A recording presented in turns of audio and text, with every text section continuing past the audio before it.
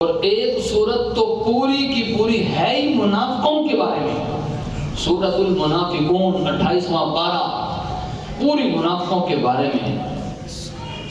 اللہ کو دو رنگی پسند نہیں ہے، یک رنگ اللہ کو پسند ہے۔ دو رنگی چھوڑ دے، یک رنگ ہو جا، سراسر موم ہو جا یا پھر سنگ ہو جا۔ اللہ کو دو رنگی پسند نہیں ہے۔ جب ہم ایمان کی طرف آ گئے، داڑھی رکھ لی، سر پہ ٹوپی پگڑی رومال کچھ رکھ لیا، نیک لوگوں والا حلیہ شکل بنا لی، نماز پڑھنے کے لیے آ گئے، تو بس اب پورے کے پورے دین کی طرف آ جائیں۔ اللہ قرآن میں فرما رہے ہیں یا ایھا الذین آمنوا ادخلوا فی السلم کافہ، اے ایمان والو پورے کے پورے اسلام میں داخل ہو جاؤ۔ کچھ صحابہ کرام نے ایمان قبول کیا، پہلے یہودی تھے، ایمان قبول کیا، صحابی بن گئے۔ ان کے دل میں ایک بات آئی، بات یہ آئی کہ اے اللہ کے نبی صلی اللہ علیہ وسلم یہودی اونٹ کا گوشت نہیں کھاتے، لہٰذا اگر ہم بھی نہ کھائیں تو نہ کھانا گناہ تو نہیں ہے نا، ہم پہ کھانا فرض تو نہیں ہے، نہ کھائیں گناہ تو نہیں ہے، لہٰذا نہ کھائیں۔ چونکہ وہ بھی نہیں کھاتے، ان کے مذہب میں حرام ہے، ان کو منع کر دیا گیا، ہم بھی نہ کھائیں تو چلو کوئی ایسی بات نہیں، ایک جیسے ہو جائیں گے۔ نبی پاک صلی اللہ علیہ وسلم سے جب صحابہ کرام نے یہ بات کہی، اللہ نے قرآن کی آیت نازل کر دی یا ایھا الذین آمنوا ادخلوا فی السلم کافہ، اے ایمان والو پورے کے پورے اسلام میں داخل ہو جاؤ۔ جب ایمان قبول کر لیا، اب یہودیوں کے ساتھ مشابہت نہیں ہونی چاہیے، اب عیسائیوں کے ساتھ مشابہت نہیں ہونی چاہیے، اب ہندوؤں کے ساتھ مشابہت نہیں ہونی چاہیے۔ جب اسلام میں آ جو چکے ہیں، اب پورے پورے سچے کھڑے پکے ایمان والے بن جاؤ۔ اس چیز کا اللہ کا تذکرہ قرآن میں کر رہے ہیں۔ اللہ کو کھڑے لوگ پسند ہیں، منافقت اللہ کو پسند نہیں ہے، دو رنگی اللہ کو پسند نہیں ہے۔ مسجد میں آ کر دعویٰ اللہ کے ساتھ محبت کا، باہر جا کر غیروں کے سامنے جھکے، مسجد میں آ کر کہیں کہ ہم اللہ سے ڈرتے ہیں، باہر جا کر پتہ نہیں کس کس سے ڈرتے پھرے، مسجد میں آ کر اللہ کے سامنے سجدے، باہر جا کر درباروں پہ سجدے، باپوں کو مشکل کشا حاجت روا، تو اس کا مطلب یہ منافقت ہے، دوگلی پالیسی ہے، یہ دو رنگی ہے، یک رنگ نہیں ہے۔ دوگلا بندہ تو کسی کو پسند نہیں ہے، تو جب بندہ دوسرے بندے کو پسند نہیں کرتا، دوگلے بندے کو، بھلا اللہ کہاں پسند کرتے ہیں ایسے آدمی کو؟ اللہ رب العزت نے واضح طور پہ فرمایا ان المنافقین فی الدرک الاسفل من النار، منافق جہنم کے سب سے نچلے طبقے میں ہوں گے۔ اور یاد رکھیے اسلام کو سب سے زیادہ نقصان پہنچانے والے منافق ہیں۔ اسلام کو سب سے زیادہ نقصان کس نے پہنچایا؟ منافقوں نے پہنچایا ہے۔ اوپر سے دعویٰ ایمان کا تھا، دعویٰ اسلام کا تھا، لیکن اندر سے یہودی تھے، عیسائی تھے، اسلام کو اور مسلمانوں کو اور پیغمبر کو نقصان پہنچانے والے منافق لوگ تھے۔ تو اللہ کو منافقت پسند نہیں ہے۔ جب ایمان کی طرف آ گئے، نہ مسلمانوں والا دعویٰ مسلمان کا، دعویٰ پیغمبر کے ساتھ محبت اور عشق کا، بس اب پیغمبر کے ہی صحیح معنی میں غلام بن جائیں۔ ابو جہل کو کسی نے کہا ایمان قبول کیوں نہیں کرتا؟ ابو جہل نے کہا کلمہ پڑھنا میرے لیے مشکل کوئی نہیں ہے، صرف لا الہ الا اللہ محمد رسول اللہ پڑھنا ہوتا میں کب کا پڑھ چکا ہوتا۔ مجھے پتا ہے اس کلمے کے پیچھے کیا چھپا ہے، اگر میں ایمان قبول کر لوں، میں کلمہ پڑھ لوں، مجھے مکمل پیغمبر کی تابعداری میں آنا پڑے گا۔ یعنی یوں کہیے کہ کلمے کا مفہوم ابو جہل سمجھتا تھا، آج کا مسلمان نہیں سمجھ رہا۔ کلمے کا تو مفہوم یہی ہے، لا الہ الا اللہ، اللہ تیرے علاوہ کسی کو حاجت روا نہیں مانیں گے، اللہ تیرے علاوہ کسی کو مشکل کشا نہیں مانیں گے، اللہ تیرے علاوہ کسی کو بچے بچیاں دینے والا نہیں مانیں گے، اللہ رزق کا مالک تو نہیں مانیں گے، اللہ موت و حیات کا مالک تو نہیں مانیں گے۔ محمد الرسول اللہ کا مطلب یہ ہے اللہ اطاعت پیغمبر کی کریں گے، کسی اور کے پیچھے نہیں چلیں گے۔ خالی زبان سے پڑھ لینا کافی نہیں ہے، زبان سے پڑھنے کے بعد یہ کلمہ دل میں اترا ہوا ہونا چاہیے۔ جب یہ کلمہ اللہ کی قسم دل میں اترا ہوا ہوگا، پھر میت کو دفن کرتے وقت سلیقوں پر کلمہ لکھنے کی ضرورت نہیں پڑے گی، پھر کفن پر کلمہ لکھنے کی ضرورت نہیں پڑے گی۔ جب دل میں کلمہ لکھا ہوا ہوگا تو جب فرشتہ سوال جواب کے لیے اٹھائے گا، اس کے لیے سوال کا جواب دینا مشکل کوئی نہیں ہوگا۔ اور جب یہ کلمہ ہمارے دل میں نہ اترا ہوا، اللہ کی قسم پھر قبر میں سوال کا جواب دینا مشکل ہو جائے گا۔ نبی پاک صلی اللہ علیہ وسلم نے فرمایا جب بے ایمان یا جو دین سے دور بندہ جب قبر میں رکھا جاتا ہے، فرشتے سوال کرتے ہیں بتا من ربک، تیرا رب کون ہے؟ وہ کہتا ہے ہاں لا ادری، میں نہیں جانتا کہ میرا رب کون ہے۔ اس کے لیے سوال کا جواب بڑا مشکل ہو جاتا ہے۔ ارے دنیا میں جتنے مرضی رٹے لگا لے، یہ رٹے وہاں پر کام نہیں آئیں گے۔ ہاں جب دل میں بیٹھا ہوا ہو تو یہ کلمہ وہاں پر کام آ جائے گا۔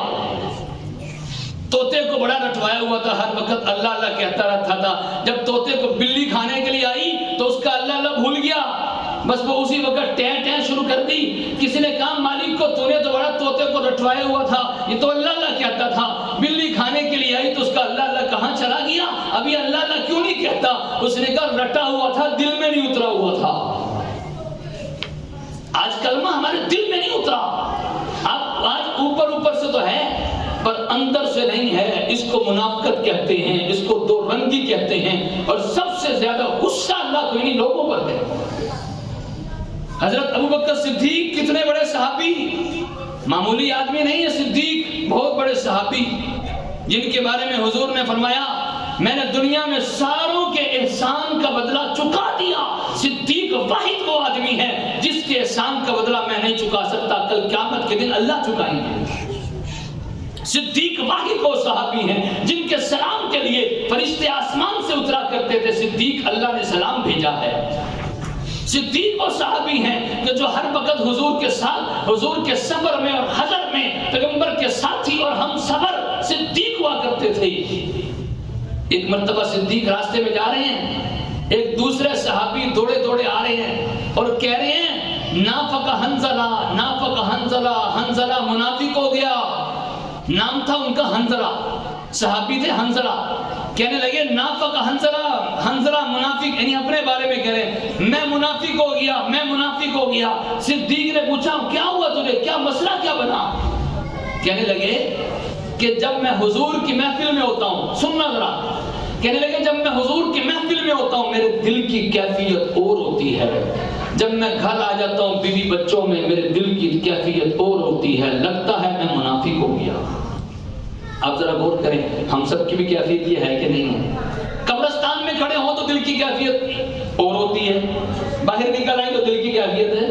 اچھا بعضوں کی قبرستان میں بھی دل کی کیفیت نہیں بدلتی، وہاں کھڑے ہو کر بھی باپ کی جائیدادوں پر جھگڑے ہو رہے ہیں، دفن بعد میں کریں گے پہلے جائیدادوں کے فیصلے کروا لو ذرا، وہاں پر بھی ان کی کیفیت نہیں بدلتی۔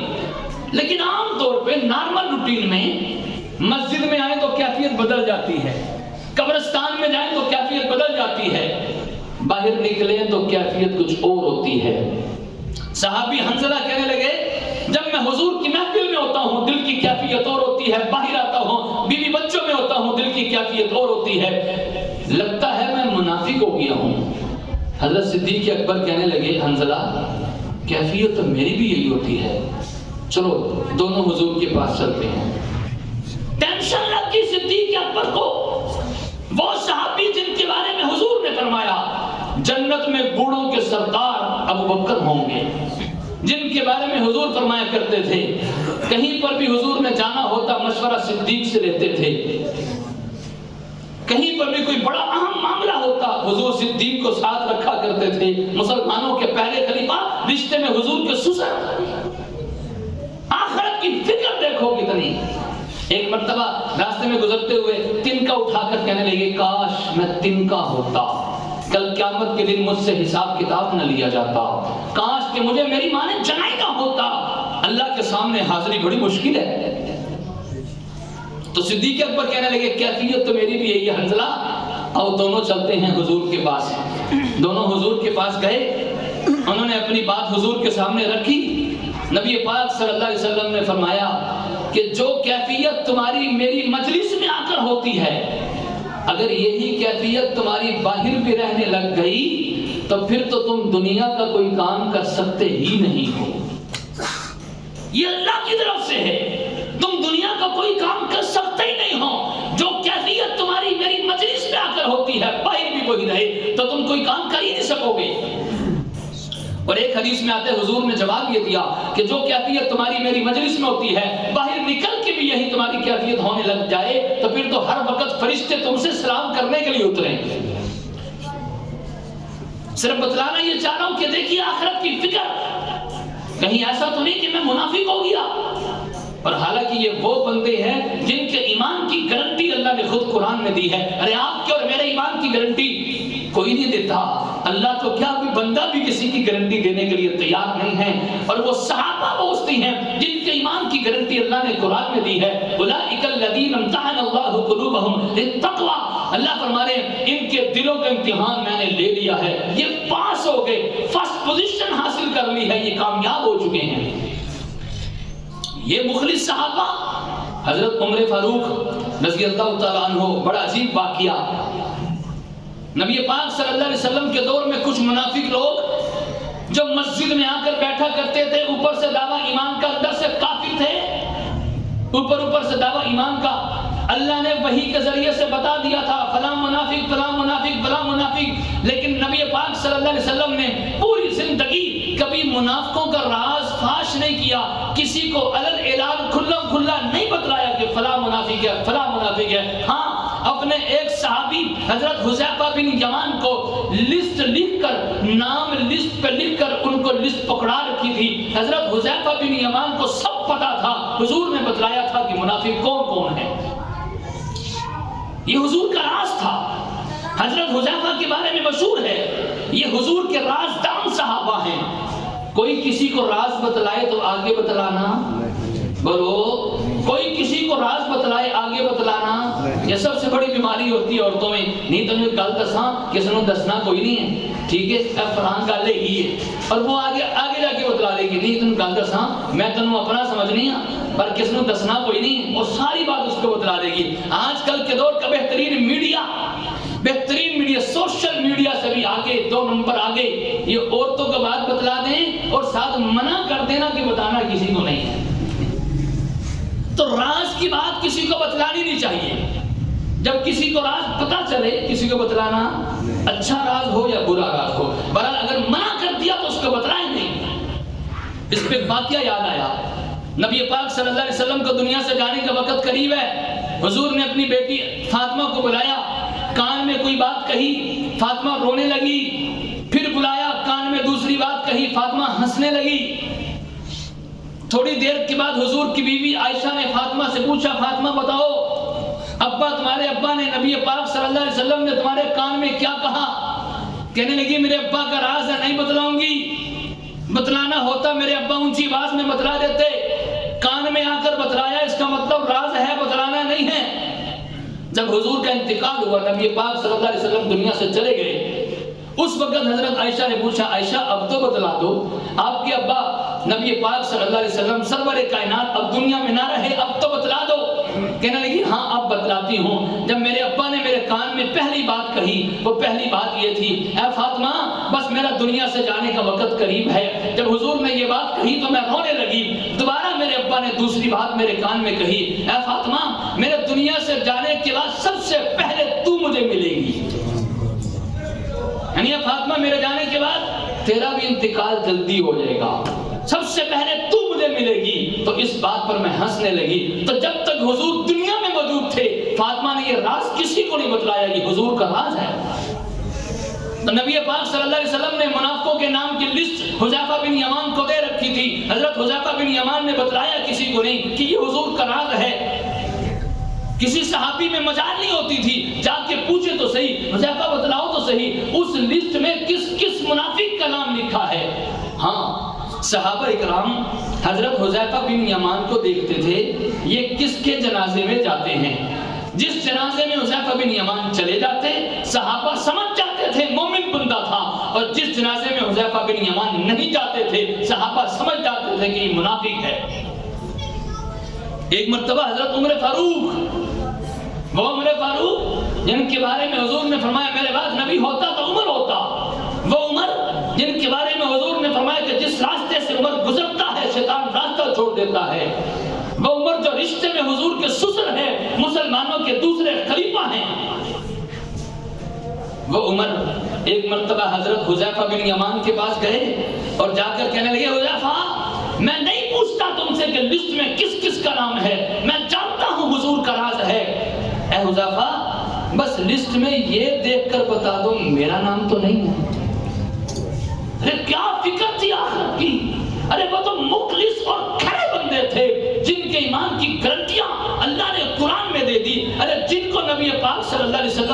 نام لے کر کہا کہ عمر جنتی ہے. فکر دیکھو، آج ہم تھوڑی سی عبادت کریں تو ہم سمجھتے ہیں ہم سے بڑا اللہ کا ولی کوئی نہیں ہے.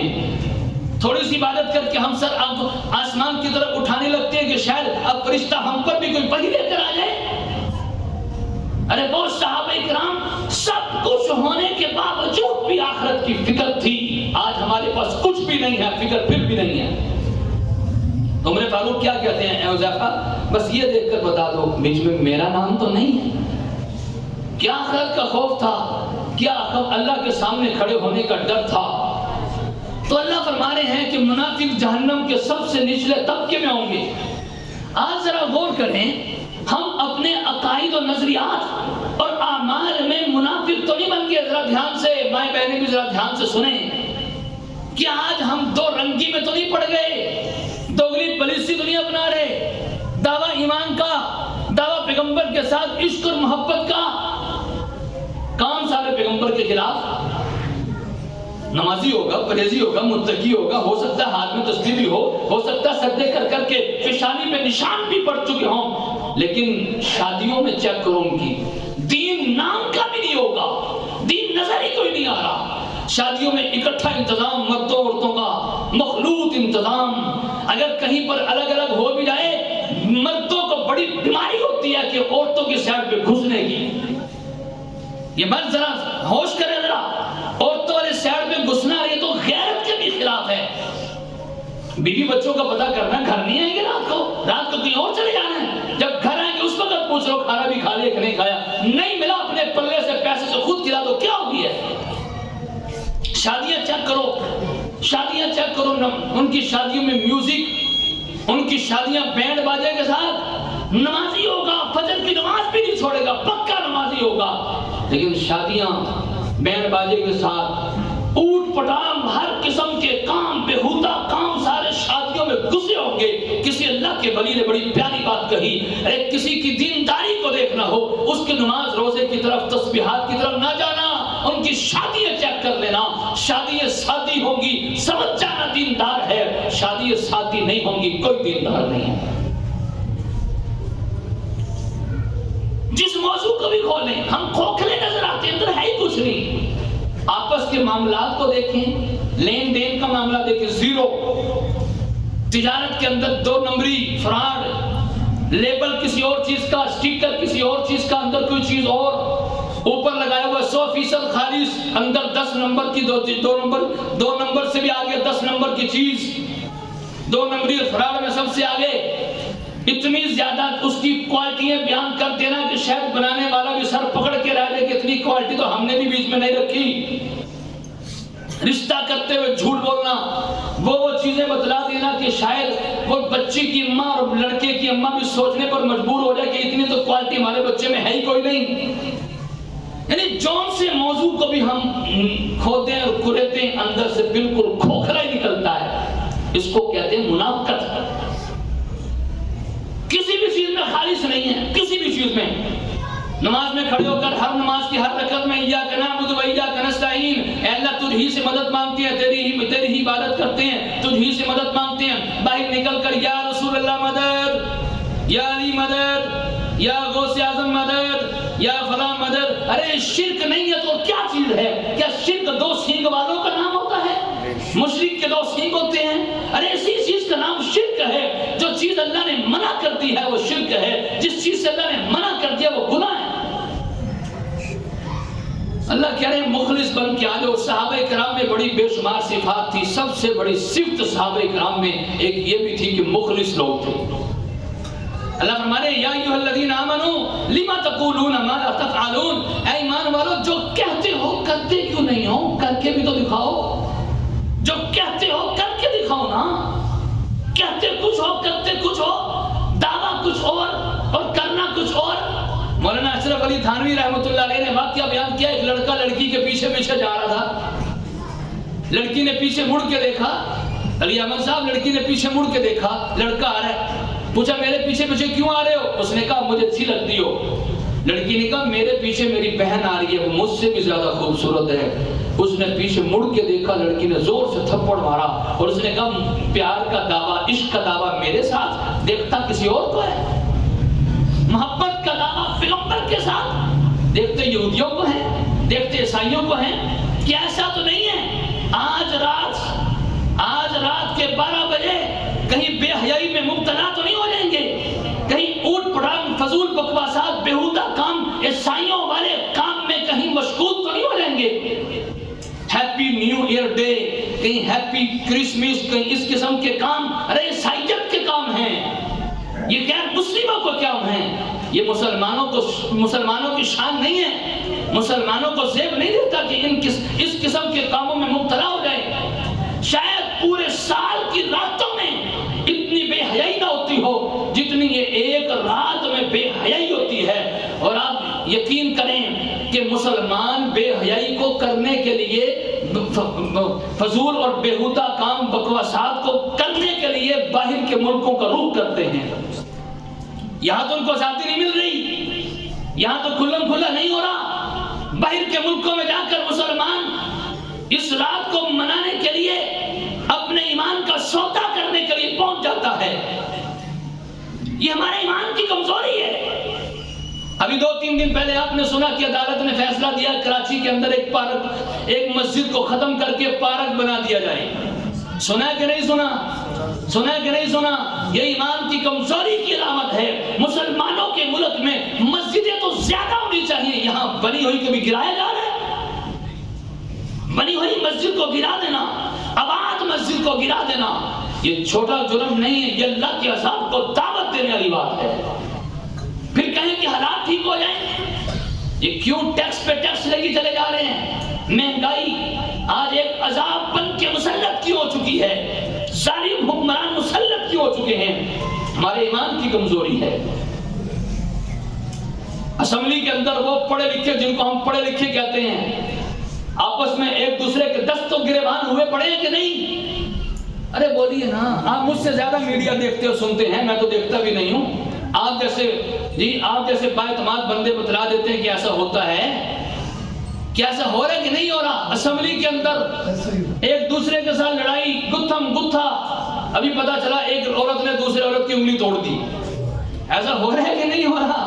جی، جن کو ہم بڑے پڑھے لکھے، ایجوکیٹڈ، تعلیم یافتہ نہیں، وہ تعلیم ان کے لیے آفت بن چکی ہے۔ جب ان اسمبلیوں میں، ان ایوانوں میں اپنی تنخواہ بڑھانے کا بل پیش ہوتا ہے، سارے بڑی جلدی سے سائن کرتے ہیں۔ حضور کے گستاخوں کے خلاف بل پیش ہوتا ہے، وہ بل سالوں لٹکا رہتا ہے۔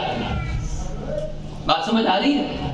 اپنی تنخواہ کا، اپنی سہولیات کا، ہمیں سہولیات ملنی چاہیے، بل پیش ہوا، ساروں نے بڑی جلدی سائن کرنا ہے۔ اور اگر یہ بل پیش ہونا شہباز صاحب کہ حضور کے گستاخوں کو لٹکا دیا جائے، جو شریعت کی توہین کرے اس کو لٹکا دیا جائے، اس کو ایک دن بھی اس دھرتی پہ رہنے کی اجازت نہیں ہے۔ جب یہ بل پیش ہوتا ہے، سالوں بل کو ہی لٹکا دیا جاتا ہے، بندے کو تو کیا لٹکا ہے؟ تو پھر عذابات نہیں آئیں گے تو کیا ہوگا؟ آپ حیران ہوں گے کہ 25 سال سے بنی ہوئی مسجد، آباد مسجد، ہزاروں وہاں کے نمازی، اور آرڈر کیا کیا ہے؟ اس مسجد کو گرا دیا جائے۔ یہ مسجد پارک کی جگہ پہ بنی تھی، پارک بھی لوگوں کی ضرورت ہے، لیکن مسجد اس سے زیادہ ضرورت ہے کہ نہیں ضرورت؟ مسجد پارک سے زیادہ ضرورت ہے۔ کبھی ایسا ہوا پارک کو گرا کر حکومت نے خود کا پارک کو ختم کر کے مسجد کو بنا دیا جائے؟ عجیب و غریب قسم کی بات کیا۔ کبھی فلاں علاقے میں سننے میں آتا ہے مسجد کو گرا دیا، مسجد کو شہید کر دیا، مسجد کو فلاں کر دیا، اور کبھی اس قسم کے بیانات آتے ہیں یہ ناجائز جگہ پر بنی ہوئی تھی۔ مان لیا ناجائز جگہ پر بنی تھی، بننے سے پہلے روکنا تھا، لیکن جب بن چکی ہے، مسجد کی تعمیر ہو چکی ہے، نمازیوں سے آباد ہو چکی ہے، اب اس کو گرانا جرم ہے۔ اور پھر دوسری بات، کیا ناجائز جگہ پر مسجد کو گرانا ضروری سمجھتے ہیں؟ پھر ناجائز جگہ پر تو اور بھی بڑی چیزیں ہیں۔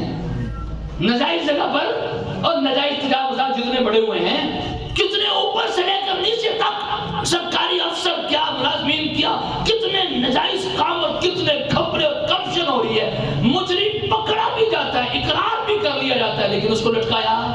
کیا کل حسین نے اعتراف نہیں کیا کہ میں نے کئی جگہ پر بم دھماکے کروائے ہیں؟ اقراری مجرم ہے، کئی چیزوں میں ملوث ہے، اس کو سزا کیوں نہیں دی جا رہی؟ ہمارے معاملے کو لٹکایا جاتا ہے، ڈھیلا کیا جاتا ہے، بعد میں پروٹوکول کے ساتھ چھوڑ دیا جاتا ہے، پھر وہی معاملہ ہوتا ہے جو ہمارے ملک میں آسیہ نامی ملونہ عورت کے ساتھ ہوا ہے۔ اللہ ہمیں غیرت ایمانی عطا فرمائے اور ایمان کی مضبوطی عطا فرمائے۔ تو میں عرض یہ کر رہا تھا کہ منافقت چھوڑ دیں، جب دین کی طرف آ چکے ہیں تو پکے دیندار بن جائیں، 100% دیندار بن جائیں۔ ارے تھوڑا سا دین کی طرف جڑے تو اللہ کی انعامات اترتے ہیں۔ اللہ فرمانے ہیں ان الذین قالوا ربنا اللہ ثم استقاموا تتنزل علیہم الملائکہ، دین پہ جڑ جانے کی وجہ سے فرشتے اترتے ہیں، اتر کر خوشخبریاں دیتے ہیں کہ تم پر کوئی خوف نہیں ہوگا، تم پر کوئی غم نہیں ہوگا، وَلَكُمْ فِيهَا مَا تَشْتَهِي أَنفُسُكُمْ، تمہارے لیے جنت میں وہ ہوگا جو تمہارا دل چاہے گا، وَلَكُمْ فِيهَا مَا تَدَّعُونَ، جو مانگو گے جنت میں وہ ملے گا، نُزُلًا مِّن غَفُورٍ الرحیم، اللہ کی طرف سے مہمان نوازی ہوگی۔ یہ سارے کے سارے جنتی اللہ کے مہمان ہوں گے اور اللہ میزبان ہوں گے۔ ارے بادشاہ میزبان بن جائے، کوئی بادشاہ کا مہمان بن کے چلا جائے، لوگ خوش ہوتے ہیں، ہمارا میزبان بادشاہ ہے، ہمارا میزبان فلاں حکمران ہے۔ ارے جس کا میزبان احکم الحاکمین، بادشاہوں کے بادشاہ بن جائے، اس مہمان کے تو کیا ہی مزے ہیں۔ لیکن اس مہمان کو چاہیے ذرا تھوڑا سا نفس کو دبا کر زندگی گزار لے، ایمان کی مضبوطی کے ساتھ دنیا سے چلا جائے، پھر مزے ہیں۔ اللہ سے دعا اللہ تعالیٰ سمجھ بھی عطا فرمائے، صحیح دین پہ عمل کی توفیق عطا فرمائے۔ آمین۔ باخر دعوانا الحمدللہ رب العالمین۔